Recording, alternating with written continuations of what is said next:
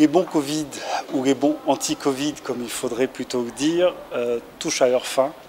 Comme vous le savez, c'était un projet et un programme qui avait été mis en place pour répondre de manière rapide à des besoins de nos États, qui avaient besoin de répondre efficacement, rapidement à une certaine pandémie qui est devenue célèbre depuis.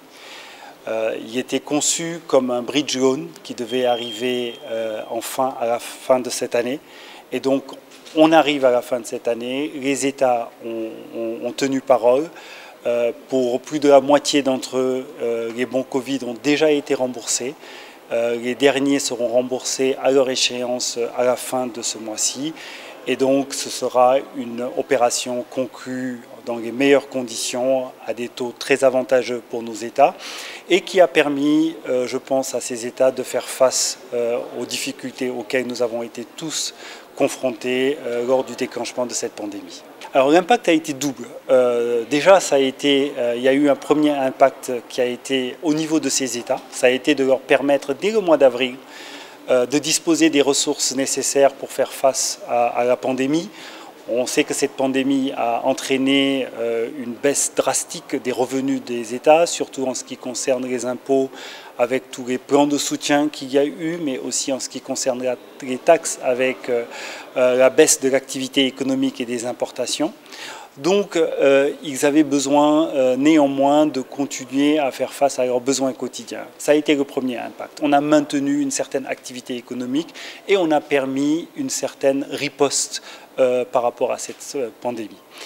Le second impact a été au niveau du système financier et de l'écosystème. Ça a été aussi un peu une valeur refuge, c'est ce qu'on a constaté tout au long de cette année, où les banquiers, en général, ont pu disposer un peu d'activités et de refuges pour leurs ressources qu'ils sont venus loger sur le marché des titres publics et en particulier sur les bons Covid, qui a permis de maintenir une certaine activité de notre écosystème.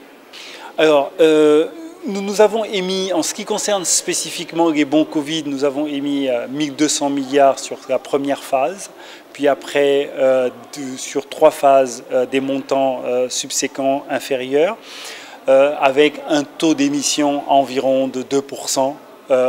Pour une durée de 3 mois. Donc je vous laisse faire le calcul, ça fait quand même quelques milliards qui ont été générés en termes d'intérêt. Si on prend le programme d'émission globalement, nous allons terminer l'année à peu près un peu plus de 5 000 milliards, avec un taux moyen qui varie en fonction de la maturité, mais vous pouvez prendre un taux moyen de 4% sur l'année. Et là aussi, je vous laisse un peu faire le calcul. Vous verrez qu'on parle d'un écosystème qui a pu quand même préserver un tant soit peu ses revenus. À l'instar de tout le monde, nous sommes en train de nous préparer pour faire face. Si aujourd'hui la seconde vague était confirmée, nous serions en position en tout cas d'apporter une réponse. Nous avons su être créatifs et imaginatifs avec le soutien de la Banque centrale sur la première phase. Nous sommes cette fois-ci préparés parce que nous savons ce que c'est que le Covid et quelles sont les implications. Donc nous nous préparons, nous avons notre boîte à outils et nous attendons. Nous espérons que nous n'aurons pas à l'utiliser, mais si le bon Dieu en décidait autrement, nous sommes prêts à le faire. Dans tous les cas, il faut que l'on s'attelle à nous occuper de ce qu'on appelle la relance. Comme vous le savez, l'ensemble des États sont en train de finaliser, si ce n'est déjà fait, des plans de relance. Et à ce titre, nous nous tenons à leur côté pour assurer le financement, au moins partiel, de ces plans de relance. Voilà ce que nous nous préparons à faire pour l'année 2021.